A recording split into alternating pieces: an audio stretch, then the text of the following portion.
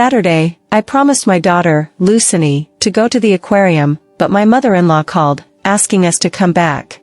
Cindy was very disappointed. She said, "Finally, there's time. Why do we have to go to Grandma's? I have tutoring on Sundays, and I won't have a chance." I helplessly replied, "There's no other way. You'll have to wait until next week." Actually, I didn't want to go either. In 6 years of marriage, aside from holidays, I hardly ever voluntarily interact with my mother-in-law. Because we don't get along. My mother-in-law is a traditional woman with a set of fixed rules for daughters-in-law. Just my educational background alone, she disapproves of. I remember the first time I met the parents, when Lu Haixing introduced me to his mother, she said, "Haixing, think it through. You're a college graduate, she's just from a regular university. Your wife is better educated than you. It won't be easy in the future. You won't be able to control her." At that time, I was young and didn't know how to respond, so I just silently looked at Lu Haixing. But he grew up under the threat of his mother for many years and could only nod silently. Later, in a casual conversation with Lu Haixing, I learned something even more infuriating. Up until 2 months before our registration, his mother was still arranging blind dates for him. Of course, after hearing this, I didn't get angry with Lu Haixing. It's all in the past, and arguing will only make him less honest with me in the future. But in my heart, I was determined to keep Lu Haixing away from his mother. I was afraid that one day, she would pull him away. However, the tug-of-war between me and my mother-in-law has never stopped. Like the issue of the house. She wanted to sell her own house and buy a larger one with us. I firmly opposed it and insisted on living separately. Another example, a year after marriage, she wanted me to have a child. I'm not against having children, but at that time, my career was on the rise, and I didn't want any distractions before the age of 30. So, my mother-in-law kept coming to our house, talking to Lu Haixing, and making various nourishing soups. In order to have a peaceful life, I decided to have a child. Even now, I can't forget the night when Cindy was born. My mother-in-law waited outside the delivery room the whole time. But when she found out it was a girl, she didn't even hold her once and left. The next day, Lu Haixing had to go to work, and I told him to go home and rest. I was alone in the hospital, feeling extremely sad. I really wanted to call my mother, who was far away in Juzhou, and hear her voice. But I didn't. Because I was afraid that if I spoke, I would start crying. On Saturday, I took Lucini to my mother-in-law's house. My father-in-law passed away when Haixing was 12, and my mother-in-law's old house was exceptionally clean and tidy. As soon as Cindy entered, she noticed a new computer in the living room. My mother-in-law said, "Come, help me take a look. How do you use QQ to chat with Haixing?" Cindy volunteered, "I can do it, let me handle it." Post-2000s, such a mischievous generation, especially adept with electronic devices. My mother-in-law stood behind, watching her manipulate the computer, and casually said, "Haixing is really something. He called me 3 times since he went there, saying he wanted to set up QQ but couldn't figure it out." I sarcastically remarked, "What's the matter? Now you understand the value." My mother-in-law glanced at me, silent. Haixing has been studying in Melbourne for 3 months. This has been one of the fiercest conflicts between my mother-in-law and me in recent years. About a year ago, one of my mother-in-law's old classmates' sons immigrated to Australia.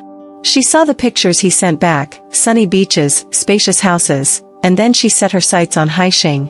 Both in their 30s, why is there such a gap? So, she insisted, saying Haixing should study abroad. Haixing didn't want to, but he couldn't resist the combination of her gentle and forceful tactics. All sorts of reasons emerged, like, a man should strive for progress, your father in heaven would want to see you succeed, if you don't work hard now, when you're older, you won't have the energy. The reasons were endless. I had to talk to my mother-in-law. I said, "Mom, Haixing has finally gained some experience in the company. It's a pity to make him give it up.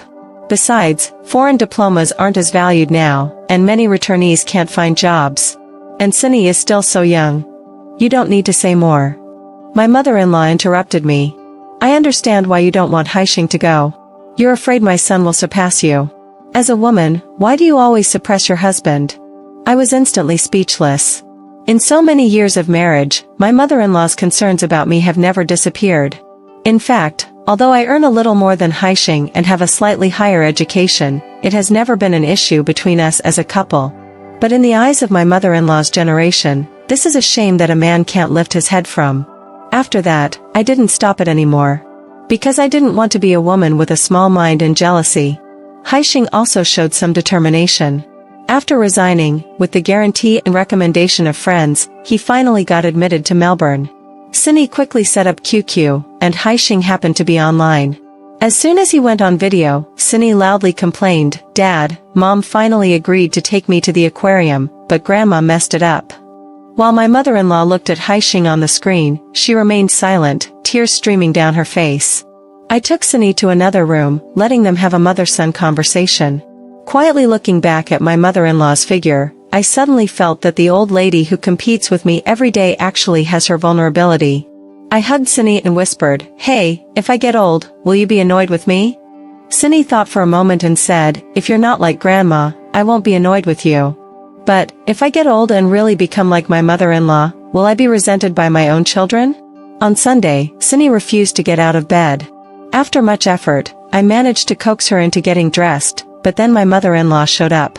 Cindy asked, "Grandma, why are you here? Did QQ break again?" My mother-in-law replied, "No, I'm here to take you to the museum." Upon hearing this, Cindy jumped with joy. I quickly intervened, saying, No. Today, she has English tutoring and piano lessons. My mother-in-law said, "Forget it, make an exception this time.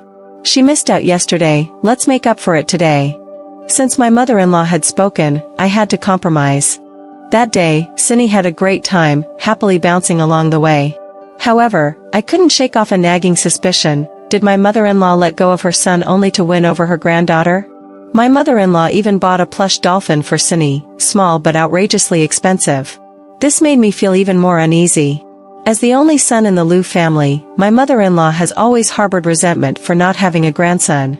This is one of the reasons I avoid dealing with her. After leaving the aquarium, my mother-in-law specifically went to the market to buy minced meat and leeks, planning to make dumplings at home. My mother-in-law was efficient in her work, and I could only assist on the side. When Cindy got tired and fell asleep watching TV, I sighed while stirring the bowl of minced meat, saying, "After so many years, I still haven't learned how to make dumplings." My mother-in-law remarked, "You should learn. Haixing in our family loves this." She sighed deeply, "I don't know when Haixing will come back to eat my dumplings." My sarcastic nature couldn't help but surface, "Now you realize the value. Back then, you let go of a good leader, and he went out to wash dishes for others." Surprisingly, my mother-in-law didn't argue with me but casually said, "By the way, I need to tell you something." "What is it?" "I have pancreatic cancer." Half of the dumplings I was wrapping dropped onto the table with a plop. So, this was the reason for her change. I never thought I could be so calm in the face of such news. With Haixing not around, everything fell on me to decide.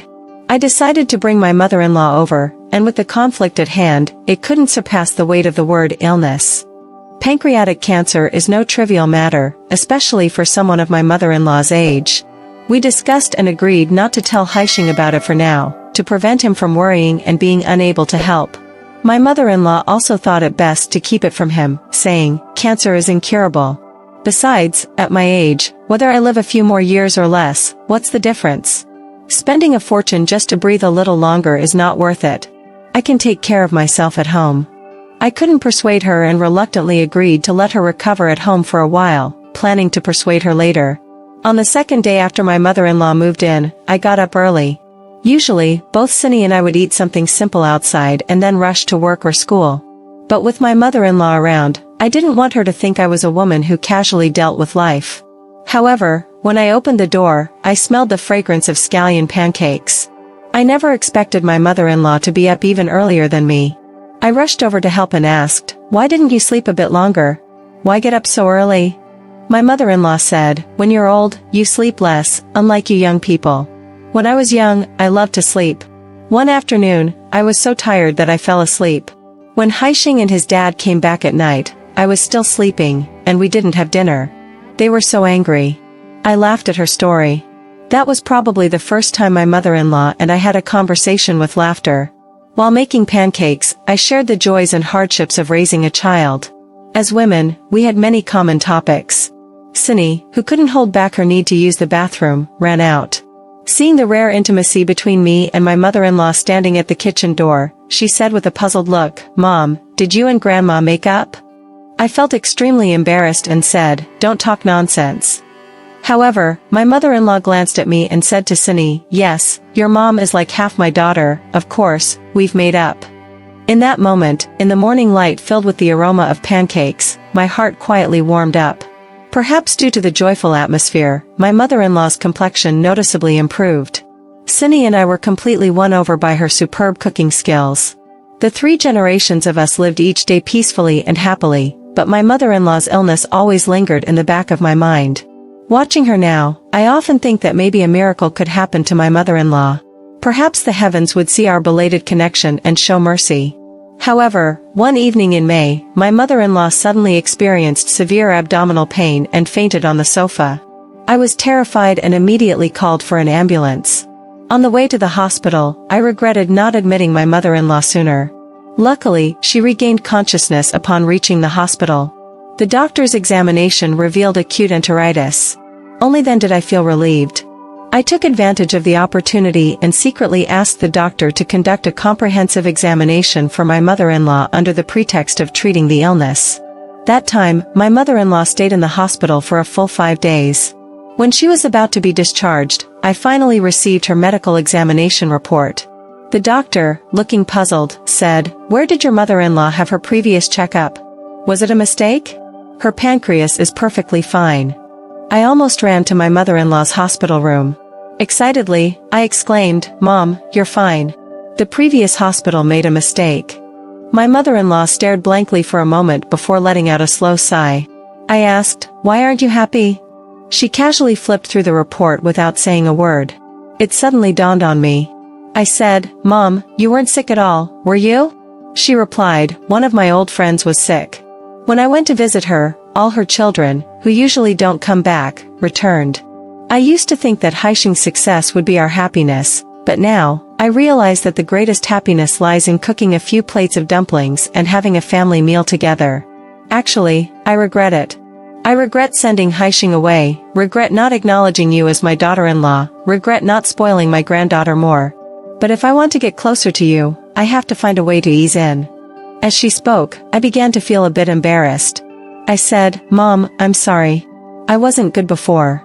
She murmured, "Then, now that I'm discharged, can I still stay at your place?" I hugged her tightly and said, "Of course. From now on, we're like a real mother and daughter."